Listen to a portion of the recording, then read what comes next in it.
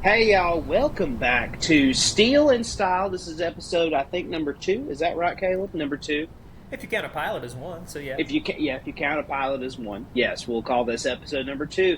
And today we're going to start to actually dive into some of the podcast aspects, if you will, of Steel and Style, what we're about. But first, we thought it'd be a great start off to this podcast to go over kind of why we've been delayed on this. This is something that we've wanted to do for a very long time, like a very long time. Like I think maybe a year now is how long we've wanted to do this. And it's been one of those things that it keeps getting pushed off. We've had a really big year. I've had a big year. You've had a big year. Totally. So I think we talk a little bit about the recent travels we had that have really impacted, because I remember we were like, yep, we're starting. Let's get this going. I think we said like Q1, we're going to hit the ground running, Yeah. man, and here it is in August, and we're starting in. Sure. So, Caleb, you have had an exciting, a really exciting year, especially because we're coming up on to the release of Licensed Troubleshooter. Oh, man. Your book, of course, I'm excited. I know most people that watch this are going to be super excited for that book. So I know you've done a lot of traveling pertaining to the book.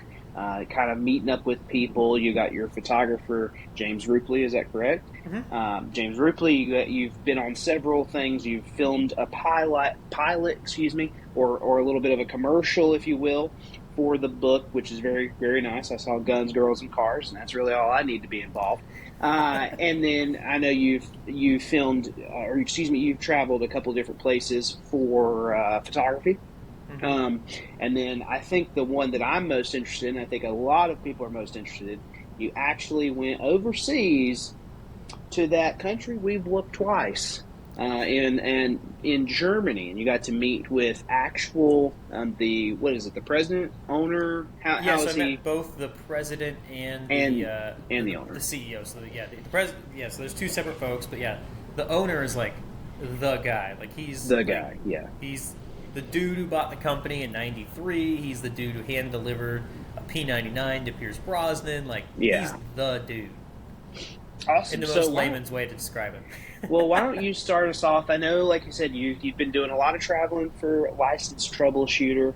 Again, Totally. I'm so stoked to be able to purchase that book. Very, very, very proud of you, proud of the work you've done. I think it's probably going to be the best book that Headstamp's ever done. That means a lot. And this is coming from a guy who, considers the Vickers Guide 1911 books to be the sacred texts. I think actually, after previewing that book, it's probably going to be the best book that Headstamp has ever done. The biggest reason is I think that they've really benefited from having someone that is a Bond enthusiast, and I think enthusiast is probably the lightest term to describe how you feel about James Bond. But I think they've really benefited, because what I really longed for, what I really hungered for with like the Vickers Guide 1911 books, was I wanted more information on what was being shown, real information, historical information. And I know that the book that you're putting out is going to be hella thick, as someone my age might say, or our age might say, and it's going to be chock full of actual meat information that is, rather than stories about things. It's going to be actual information that pertains to both the firearms and their connection to James Bond. But getting all back around after I've got off my knees here a little bit, tell us about Germany. Okay, here's the deal. I can't even fathom going to Germany without, double fisting in 1911, and taking down the Fourth Reich, So tell me, a little bit about your experience in Germany. If you just take it away, I'm going to stop talking. I've talked enough. So let's hear about it. No, you're totally good, man, and thank you for all the kind words. I think before I get too distracted into there, things I'm most excited about for the book, too, is the fact that I got to have a ton of fun with it, obviously. Like, you got guys like James Rupley, you got guys like Ian McCollum, but then also, because they gave me such creative, leeway, and they trusted me so much, I got to do a lot of really cool collaborative stuff aside from the Walther traveling was just the ultimate thing possible. But like, right. You got to write a few sections for the book because you've got some expertise in areas that I am a little weaker on. And to your point about the best information possible, bringing in guys like you to kind of fill in some voids was the best decision possible. So I'm excited because it's a love letter to James Bond. For me, it's a love letter to all the firearm stuff, and then it's a love letter to the brands and friends that I have because of this industry. So it's going to be a lot of fun. But to that end, the Walther trip was undoubtedly the moment that it kind of just all came together. And it was crazy how it came together too. I mean, I was at SHOT Show with the VP of marketing at Walther. He and I were walking around this year. How you and I are able to slip away from the booth occasionally and do a little bit of personal perusing. And went to my favorite booth over there aside from ours and chatted him up and saw how things were going. Told him how the book was going, and everyone was super stoked. And he pulled me aside. He's like, I need to introduce you to someone because I'll level with you, man. You need to go to Germany to make this project proper. So he pulls me aside. He takes me over to a wonderful woman. Her name's Monica. I'll just give her first name there. And Monica is basically the Miss Moneypenny of the Walther world. I mean, she has been Wolf Heinz Flaumer, the owner of Walther. She has been his secretary and, essentially I feel like chief of staff, managing everything and the keeper of the keys and all that for like 40 years now. Yeah. So she's like a true partner in crime in that sense. And I get a brief elevator pitch with her while she's sitting enjoying a coffee at the backside of the Umarex booth, which is the parent company of Walther, where she technically works.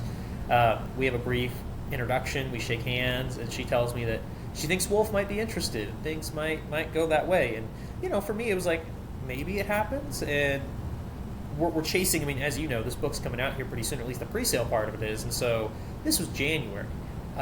Give you an idea, and no fault to anybody, but you've worked with European companies to some degree before. I've worked with a lot of them. Like working with Beretta on this project was great, but working with the Italian side of Beretta had a pretty long lead time associated with it. We started a conversation at one SHOT Show, and we basically finalized it and had the assets 3 months after the following SHOT Show.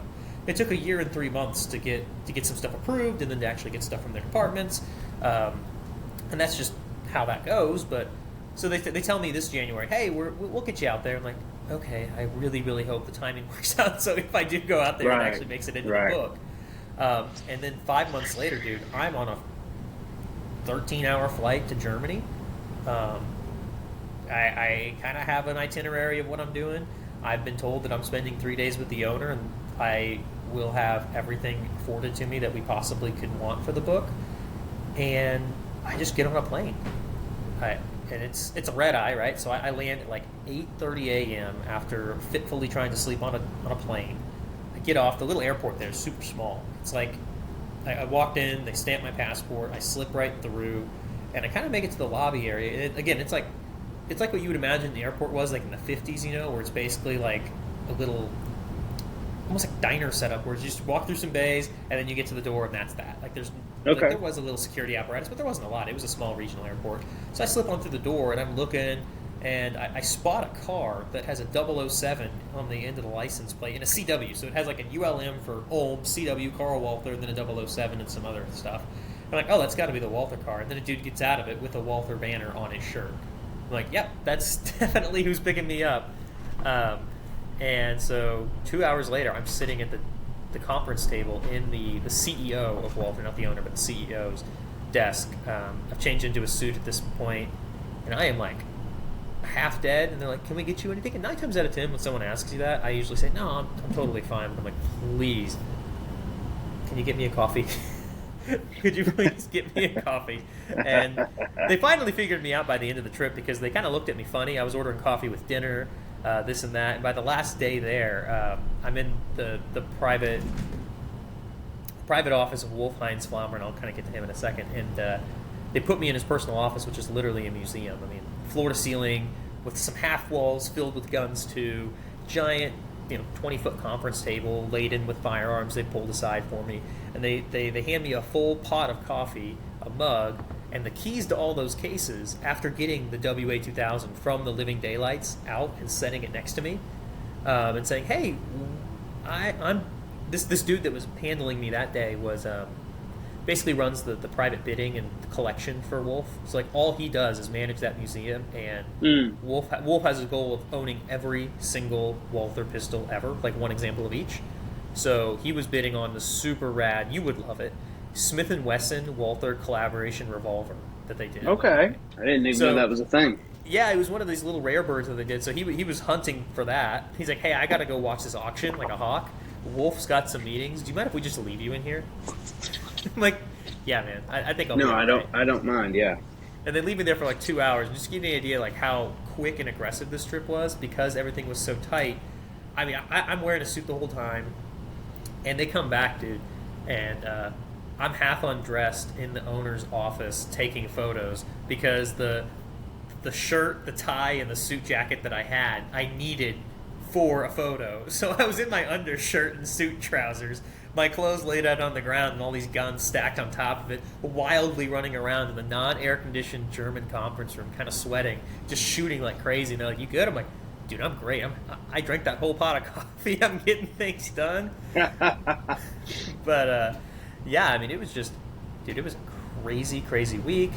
I don't even really know how to unpack it all, but just seeing the whole facility. I mean, you want to talk about like just utmost respect and like quality of attention to just people. I get there and the owner pulls me aside after I meet him and he points up outside the building and there's 3 banners flying. 2 of them are Walther banners and the other one was the German flag when I got there. And he's like, see the American flag that's now flying in between our banners? We fly that today for you. Yeah. Which was Wow. pretty awesome. I mean, that was super humbling. Yeah, that is really cool. That's a huge honor. And they ran the flag up when we went 5 hours down the road to the Ulm, which is the, not Ulm, but to Umarex, the parent company. Walther's in Ulm, and Umarex, the parent company of Walther, is in Arnsberg, which is like 5.5 hours apart. So we get up there, and when we get there the next morning, I watch them raise the American flag as I arrive, which is just insanely cool. That is incredible. Yeah, that's wonderful. Yeah. So, walk us through, I know that action-packed, 3 days for sure. Yeah. A little bit a little, I'm a big fan of the Brosnan era, Totally. which Wolf apparently is, and for good reason. So why don't you kind of walk us through a little bit of that relationship? Because Totally. when you got off and we were on the phone, we finally got to talk and catch up, that was what I was super interested in when you were talking to me on the phone. So let's talk a little bit about that relationship between Brosnan, how maybe even that kind of helped turn Walther around, if you will. Yeah, totally. Maybe that's a little bit of a... No, I really don't think that's a stretch. I think Wolf-Heinz Flaumer, in conjunction with the James Bond franchise, honestly saved the Walther brand. Really? Okay. I mean, let's hear about that. So in 1993, Walther's going out of business. If you know anything about German arms development and stuff, or arms development in general in like the 80s and the 90s and stuff, right? Walther had a lot of misses. They were making good guns. They just weren't getting contracts. Unfortunately, this little outfit called Heckler and Koch was just crushing it with every design. Gosh, yeah. So, Walther comes out with, on the same contract, they've got the P5. Well, Walther, HK's got the P7, and the P7 gets adopted at a higher rate. Of course. Walther comes out with a P88, which is another 9mm double stack. Kind of looks like a high power to some degree, and that kind of. But they did all sorts of crazy stuff back then. They were putting compensators on those things. So, they were doing some really cool, cutting edge, thoughtful stuff. The problem was there was a lot of R&D cost, not a lot of market adoption. And the WA2000 is another great example of that, right? Bond's own sniper rifle came out of the Munich massacre. Same kind of thing. They needed a new sniper rifle. They over-engineered this bulb-up semi-automatic rifle, so much so that it was impossibly expensive to produce, let alone get anyone to even adopt. So, but super cool. Oh, it's super, super cool. It's heavy as sin. One of the coolest. But anyway, sorry. No, but there's like 176 they ever made. They gave up after that. And there's only like 150 left in circulation. And just in terms of like the total insanity of how good the Walther collection in Germany is, I saw 4 while I was there. Incredible. Yeah, it was nuts. But all that to say, by 93, Walther had kind of fallen off the beaten path. They were at the point where they were selling like prototypes. They were selling drawings. They were selling one of one pieces. Like they did a lot of like similar like Cabot. They kind of did like oak and special edition Okay. guns over the years, and so they were selling those and their prototypes, everything else. And it was getting to the point in '93 where basically, if the company didn't sell, there would be nothing left to sell. Oh wow. So it was kind of like, at what point is this a hollow husk in a name versus actually something here? And so Steyr was actually going to buy them. There's your hat right there. Yeah. They made it clear and abundantly clear that they were going to go ahead and pick it up, and they were kind of bragging about it in the '90s. They're like, "We're going to do it," and then they did the most European thing possible, and they went on holiday. Yep, I knew that. That's why it takes so long to get anything done with them European. One of my old jobs, we worked with the Europeans, and they'd go on a month long holiday. I mean, what the hell? And there's a month wind down period before the holiday. Yeah, I'm like, what? Anyways, so they go on holiday. They go on holiday, and total like incredible move on Wolf Heinz Flaumer and his partners part. Gangsters all hell. They pulled together a contract in 3 days and bought the company. So they bought it right out from under Steyr at the last minute. That's rad. They're like, Walther's not leaving Germany, because they own an airgun manufacturer called Umarex. Sure. So they own this very successful airgun manufacturer. And you and I talked about what makes Umarex so cool, and I want to kind of dial into that really quick, because I think that tells the story so well as to why the Walther resurgence happened. Wolf, first and foremost, is a storyteller and a marketer, and he understands storytelling and marketing at a level that a lot of people in our industry just don't, and have started figuring out in the last few years. He understood that selling an idea and a concept meant more than anything else. The product, as long as it held up to what the story was telling, was great. And so, to that end, he was selling air guns in Europe that were modeled and patterned after United States icons like the Single Action Army or lever guns and stuff like that. And he was doing his advertisements in the 70s based off of like 1950s Marlboro Red ads. So he was selling the concept of the American frontier and rough Americana to Europeans to sell them air guns, and it was working like crazy. Which is awesome. Apparently, I think that's why, this is my conspiracy now that I've talked to Wolf about this, why every European we've interacted with at SHOT Show just falls so hard for you, because you're the archetype that they expect when they come to America. And they're like, there he is! Yeah. That could be true. That could be true. They're not expecting it, because they just assume that Hulk Hogan doesn't just roam the streets, and then they meet Macho Man. They're like, yeah, all right. That works. So yeah, I mean, his collaborations, his first licensed agreement was with like the Sherlock Holmes franchise. So Sir Arthur Conan Doyle Foundation, they did this really cool. It looked like a book, and you opened it up, and it had a small book. Then it also had an airgun revolver. Really? It looked. I think it was like a Colt Cobra or something in that kind of style. So a little snub nose revolver with that, with some cool art on the front. But yeah, they did a Sherlock Holmes gun, and that thing was gangbusters. And then he just kept kind of following through on that, right? Like 80s rolls around, so what does he do? Does a Beretta M9 in a Miami Vice. I think he called it Miami or the Vice, and the whole branding was surrounded Miami Vice styling. Sweet. So I mean, the dude got it. He sold what people wanted and what they believed, and he got them into the product that way. And he built an incredibly successful company based off that, which is how they had the capital to go out and buy Walther. So he does that in '93. Gangster move. They pick up the company out from under Steyr. Good day. And so, but now they've got a company that doesn't have anything going on really, and they have to figure out what the hell to do. So in a total move of irony, one of the people that brought the P99 to life, they brought in immediately, was one of the lead designers from Steyr, or previously at Steyr. He, the guy behind the AUG, I'm blanking on his name right now, but that person kind of helped to develop and manage this project that brought the P99 to life, which was pretty revolutionary at the time, and it honestly hasn't been replicated too much ever. It's my favorite polymer frame pistol. I mean, it's got in terms of things that are standard today, it's the first pistol that has modular backstraps, which is now kind of just a staple for any handgun that's built in that capacity. And it brought in the decocker, which is so important because a lot of European police departments required some sort of safe action. Mm-hmm. And so having a double single with a stageable trigger was incredible. I mean, I still stack this pistol up today with any factory produced and elevated like Glock or whatever the case may be. Because with that reset, because it's double single, you have a sub 10th of an inch reset on that trigger. For a striker gun, it's really hard to beat. And in terms of just like trying everything to make it work, the P99 actually came with a piece of walnut for a back strap at one point, so you could hand mold the back strap to your hand. So it's kind of cool. And so the gun finishes development. They start in '93 right out of the gate. They're finishing up in 1996. They got some prototypes with a V, a vector suffix on the serial number, which is how they verify that it's a prototype. That becomes important in a moment. And Mr. Flaumer gets himself onto the set of Tomorrow Never Dies. That's filming in 1996. There's some really cool photos, which you may or may not see in Licensed Troubleshooter, of Wolf Flaumer and Pierce Brosnan, where he hand delivers a prototype of the Walther P99 into Brosnan's hands on the set.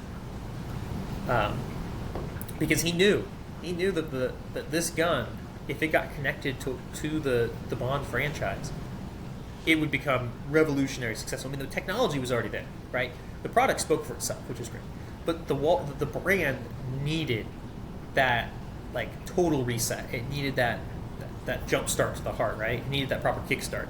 And so Monica was telling me when I was in Germany that Wolf, because he speaks half English, and when he gets really excited, I noticed he started like slipping into German, so people were translating for me.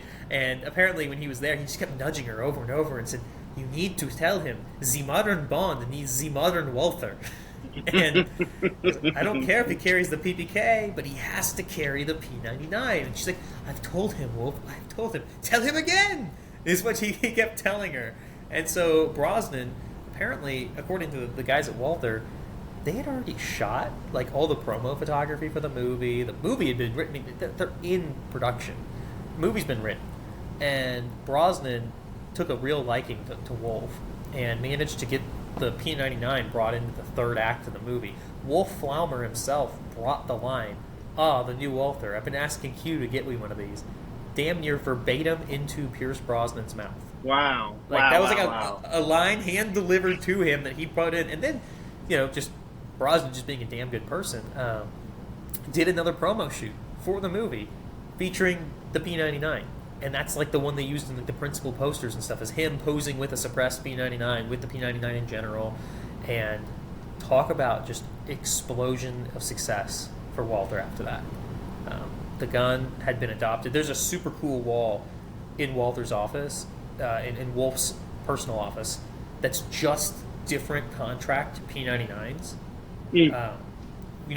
Different militaries, different police agencies from all over Europe, from Africa. He had a South Africa one that had right here where this relief is. They had cut into the frame and added a manual safety per their requirements. Really? Like they did. There was like 3 trigger systems right out of the gate to match any agency specifications. They had different sight patterns out of the gate. They had different magazine capacities, different everything. So the gun is kind of an enigma for folks because it changed so often. And that's why I mentioned the pre-production earlier, is because this is a Gen 1, so it's still a Gen 1 frame. Let me put it from my face, you can kind of see it a bit better there. But it's got a less aggressive ski slope here than what you see in the film. You actually have a little more of like a fingernail here, goes out a little more aggressively, and this little slope in the middle is more aggressive as well. And that's the pre-production frame that they kept for the blank firing models as well. Okay. So this is the first production. I mean, I saw it the other day, and I wrote an article about it for Collector's Elite Auctions on the first commercially produced P99, which Wolf, being a massive Bond fan, was like serial number D001001. So it was 001 was the first commercially available P99. Super cool, but it looked exactly like this gun. So all I have to say, there's a lot of questions in the Bond world whether or not this is what type of P99 Bond's gun is. Walther themselves calls it a pre-production. I'll die on that hill. But all I have to say, Wolf loves Pierce Brosnan. He told me a story about how he went to set a few years later.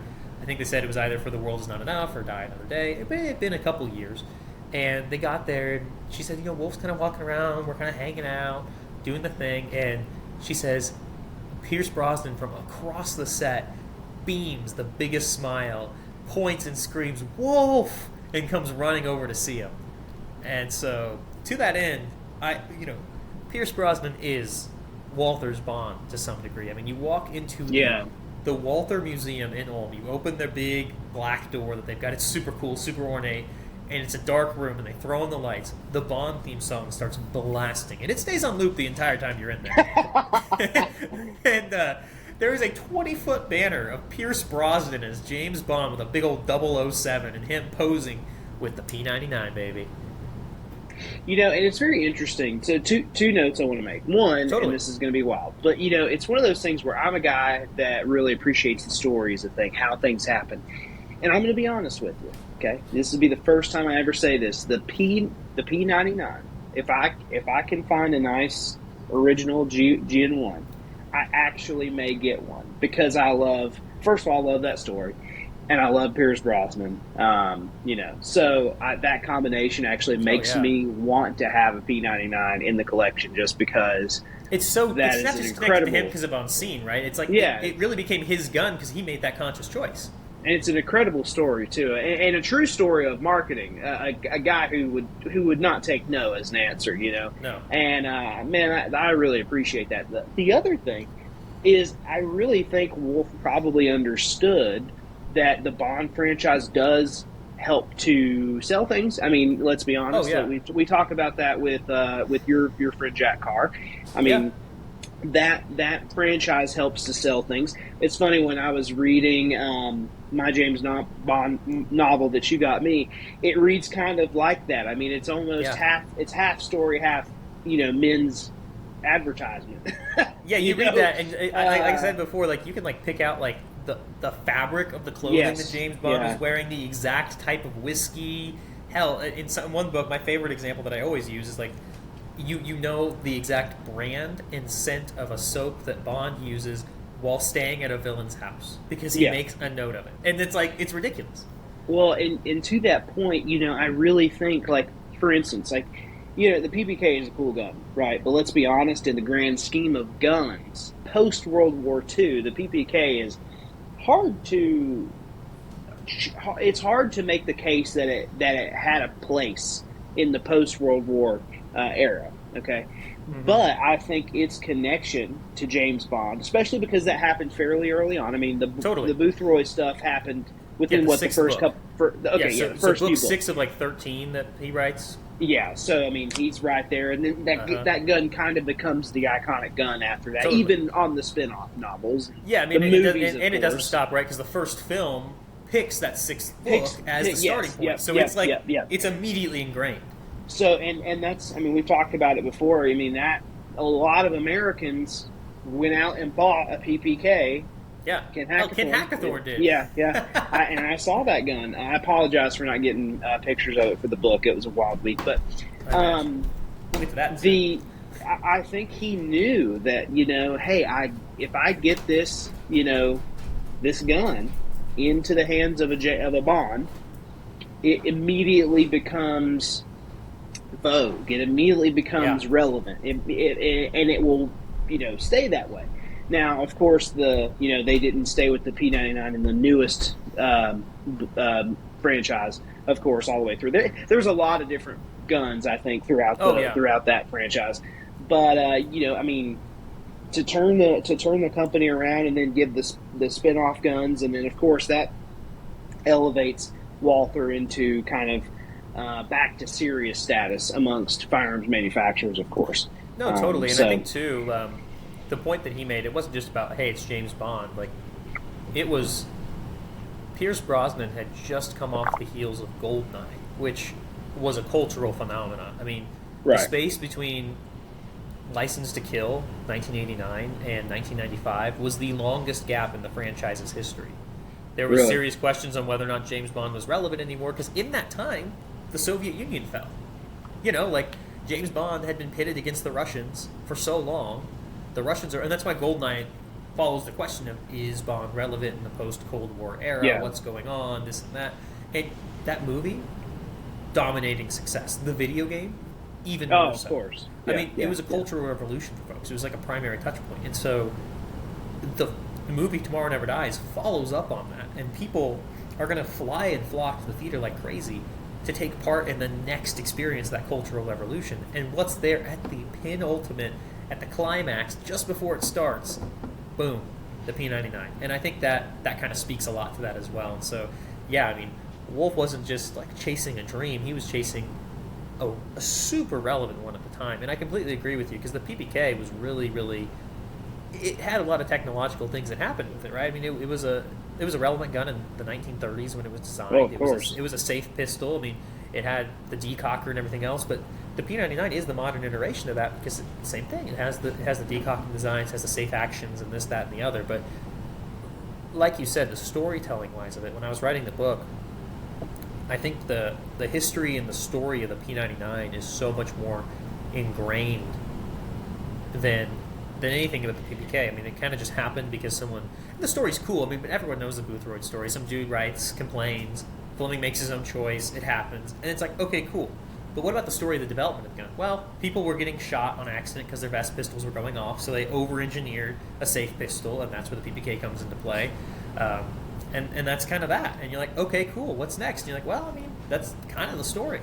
And this thing is like, yeah, saved the company. I mean, it is in fact a salvation engine for the firm, and the gun is so prominent that I can take pieces from that PDP up there and slap them directly onto this gun. It's all backwards compatible because it's 3 generations removed at this point, but it's still the baseline for this gun.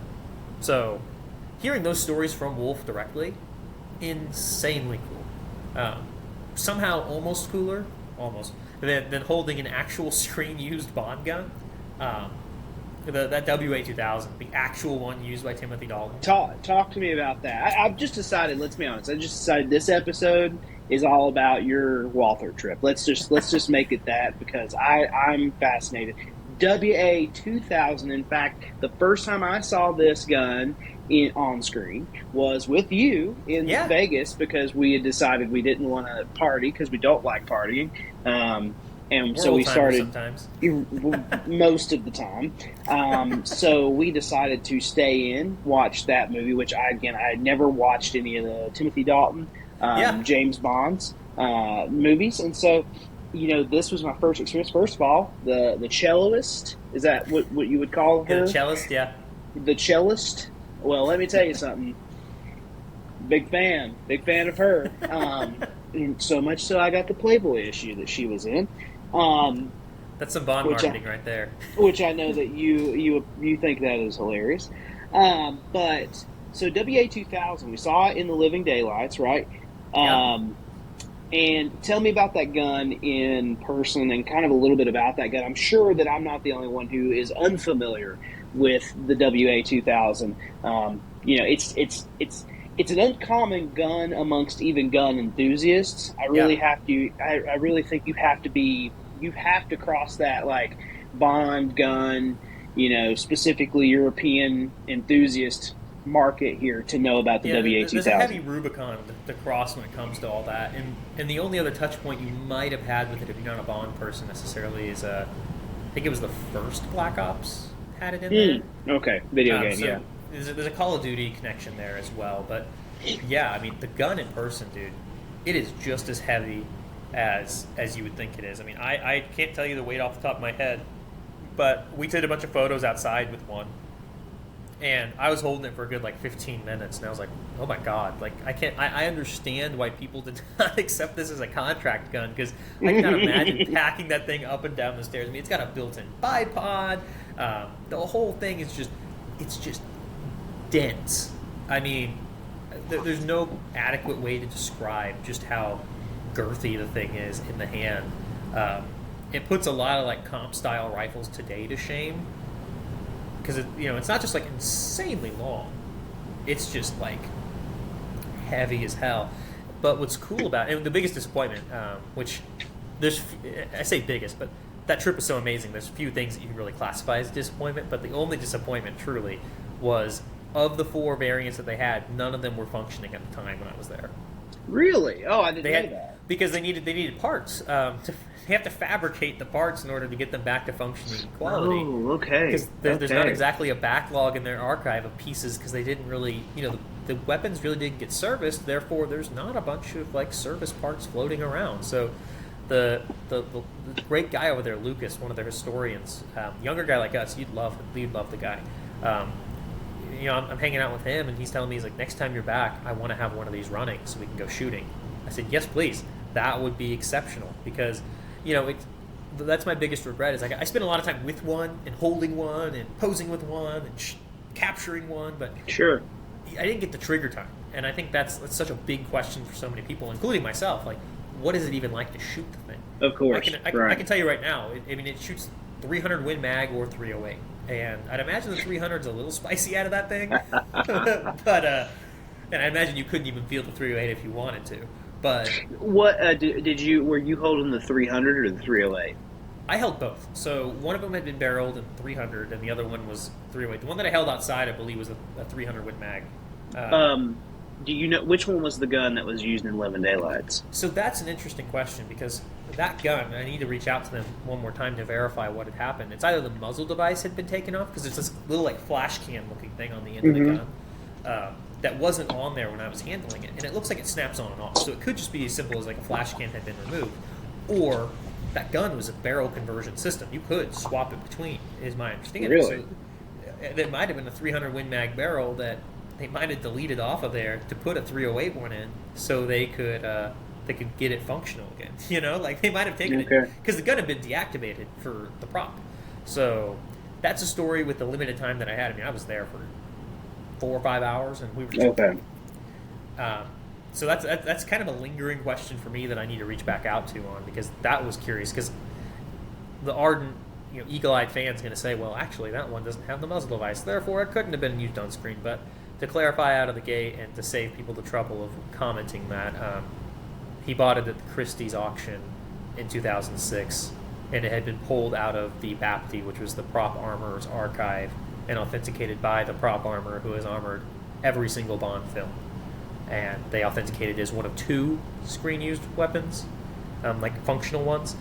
And the United Kingdom, there's a museum there. It's the Royal Armories. The has Royal the other Armory. one. Yep. And we captured that one as well. So, better to be safe than sorry. We have both reportedly screen-used WA-2000s featured in the book. So Wonderful. Super, super cool. The only thing it didn't have, which would have only made it even heavier, was the giant night vision scope. Yeah. Just so ridiculous. But yeah, I mean, that scene in the movie is so iconic because it's like pulled almost verbatim from the page. It's reworked, obviously, but like the whole way it's staged, the thoughtfulness of it, the aggressiveness of the lines, and the way Fleming envisioned the character is really brought into the screen by Dalton. Dalton was a Shakespearean trained actor, super obsessed with that kind of like level of like gritty Bond. He really wanted to bring it back to that after the Roger Moore years, and he was super successful. And that scene was kind of like his ultimate moment, in my opinion. I mean, he walks into the room with his tuxedo. He closes the shawl collar to hide the triangle of his shirt. It's got a little tab of Velcro, so he flicks it up and conceals it, and then gets down on that sniper rifle. And you're just kind of like, whoa. That's pretty awesome. And you get this really great tight shot of the Walther banner as he pulls the trigger. And again, not product placement as far as anyone knows. It's just kind of like Walther made a cool sniper rifle, and the armorers are like, well, Walther and James Bond go together like anything else, so we better get him the Walther sniper rifle. This is like right after it came out, too. So, pretty rare gun manages to get into this movie, which is, to me, just a really cool thing. No, that's very cool. I think it's very cool. Very interesting. The rest of your trip, I know, like I said, it was a bit of a whirlwind. Were there any other specifically cool guns that like really stuck out with you? I mean, we've talked about the P99, we've talked about the WA-2000, but I know there had to have been some other some fantastically historical Walthers that are worth talking about. Oh, yeah. I mean, one of my favorite ones, which it's funny because for the Germans, it's not that exciting. For me, it was one of the biggest deals, was I handled and captured a Brosnan-era accurate Walther PPK. And the reason why that's so cool is because of the Gun Control Act of 68, PPKs were unable to be imported after that year.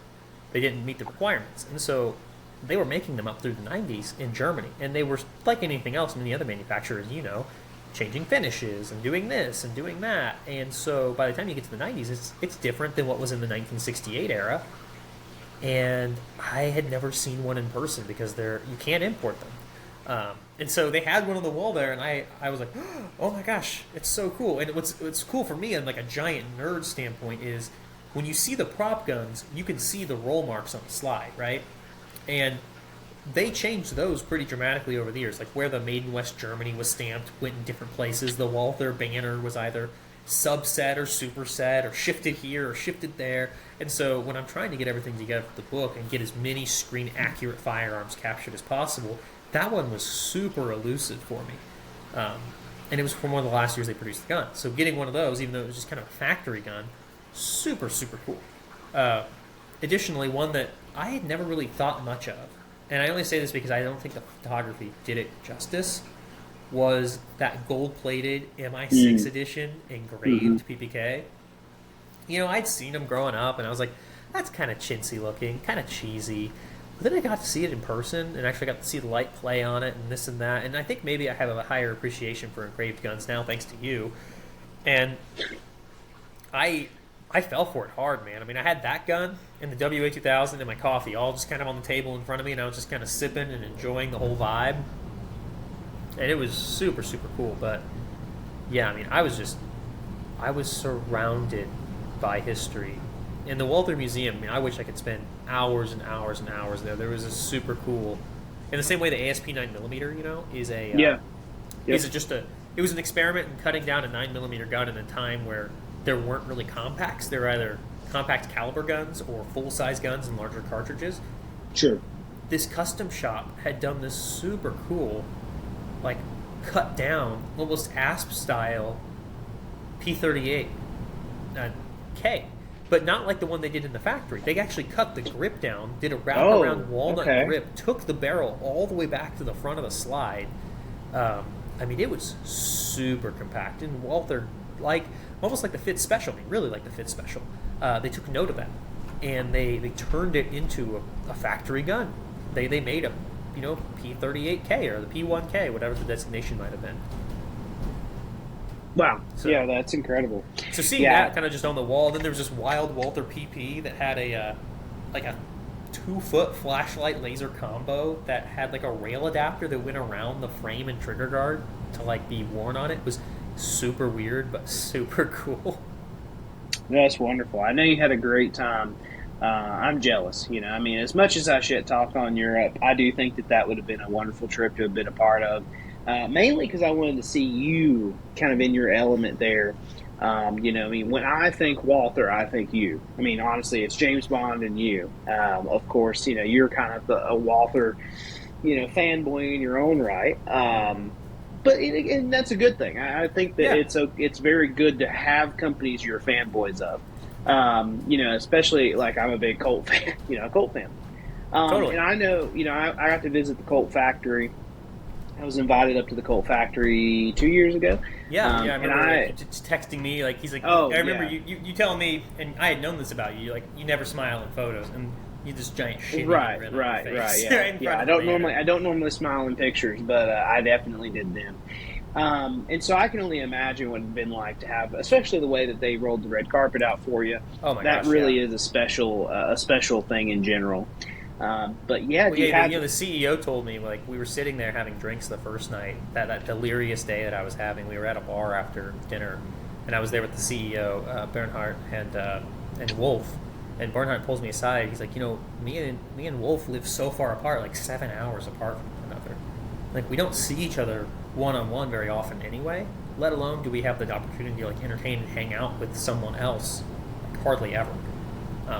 This was kind of a moment. They're like, this is the first time in years we've been able to do this, and we've had a great time. And that meant the world to me because, I'd written papers about Wolfheinz Swammer back in college. Like, I at one point included him in a brand presentation for all the things that I told you about, like, the brand salvation, these clever marketing things that they were doing. I had read about that in Walther, A German Success Story, this 2-volume set that they had. And I was like, this is an incredible story of, like, brand resiliency. And I had to share it. And so I actually did a presentation at a liberal arts college about the Walther brand and its connection to James Bond at one point. And they were flabbergasted to hear that.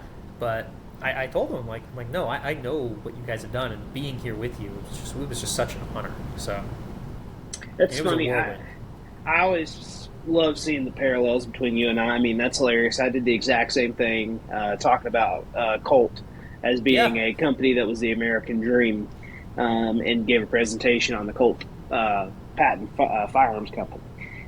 So I always enjoy seeing those parallels between you and No, you and I. I really run on the same line, just in Sure, different worlds yeah. sometimes. It's really Yeah, fun. of course. No, it's cool though. It's cool because it's one of those things where I definitely agree with the mindset of, hey, if you're around people that all the time are into the same exact things you are, it's not as interesting. Yeah, you're not I challenging mean, yourself. through you, I've learned so much about things that I just never ever would.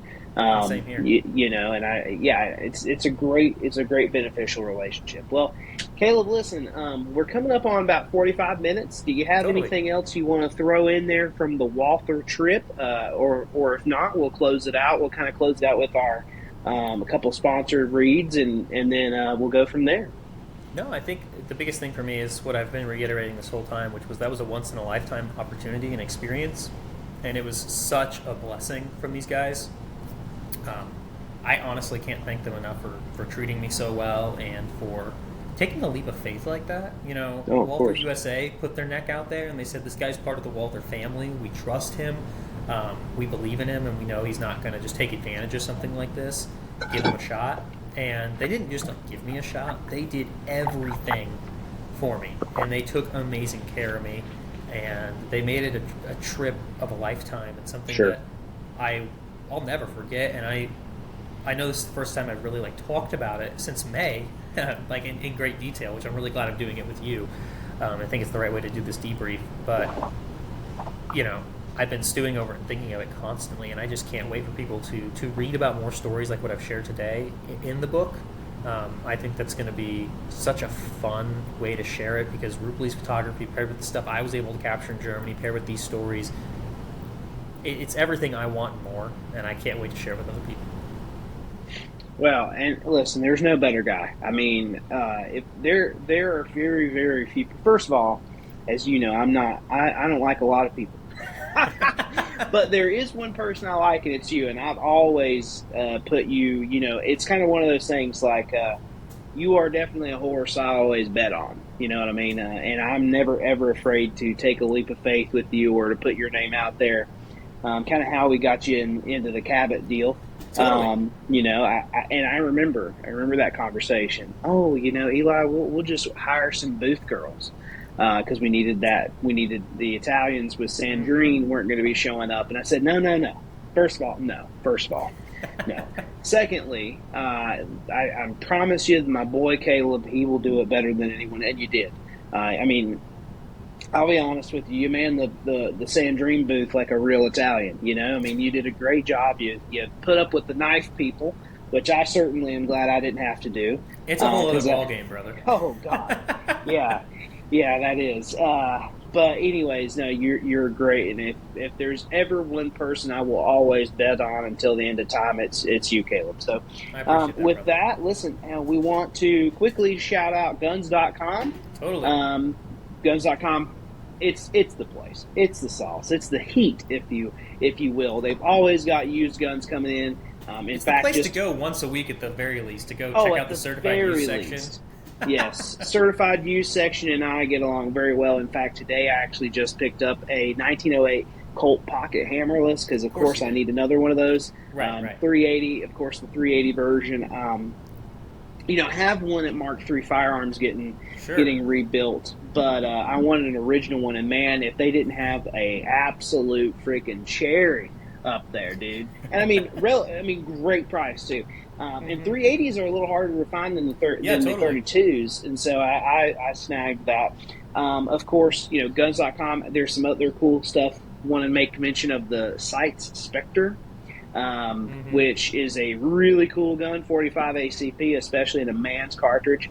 It really cool, and if you want to check that out, guns.com is a great friend of the channel. The other one I want to throw out there, this is a little bit of an unofficial one, but they've been so good to us, I figure it doesn't hurt. If you look behind Caleb and I both, you will see a absolutely gorgeous wall from Hold Up Displays, and here's a couple reasons why.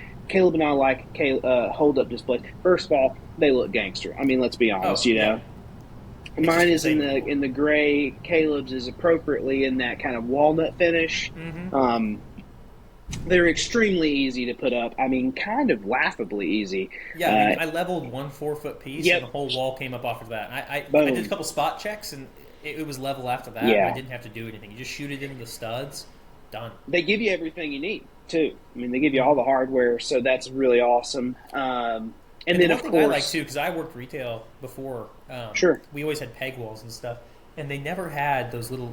These guys have these little clips that slip in on the bottom part to Hmm. actually hold the stand in place. So when you go to pick up the gun, you don't lose the stand flying off into the sunset afterwards. Because that was always what happened to me back working a range check encounter and stuff. So being able to actually like keep it set up the way I like it, and like what I did here when we're filming, just grab a gun real quick and pull it out, Yeah. and not look like a total fool in the process. It's a nice touch. No, I love it. American made, which is big win for me at Always. least. You can't see them, but I think you actually have the static ones. I have the Yeah. rotating rifle racks on each side. I don't know if yours are the rotating ones or if Yeah, this yours one are the rotates as static. well. I just have the Okay, static at the moment. yeah. So I have the two rotating. They're kind of inward. You can't see them here, and then I do have another wall actually in the corner there for all the Mm-hmm. revolvers and stuff like that. But listen, hey, hold up displays, American made. It's just freaking cool. I don't think there's a single person that's walked in this room and been like, "Oh, that's not really that cool." Everyone thinks it's cool. So, anyways, hold up displays. Thank you so much for on behalf of Caleb and I. And with that, Yeah. ladies and gentlemen, thank you for joining us on episode 2, kind of slash 1, if you will, with the pilot. We'll call that the first episode. We greatly appreciate you here on Steel and Style. Remember, carry some steel and have some style. And do you have anything else before we close it out, Caleb? No, man. Whether it's a PPK or a 1911, it's a steel frame pistol with a hammer, and that's enough for me. That's right. That's right. All right. Well, thank y'all for joining us. We'll talk to you next time.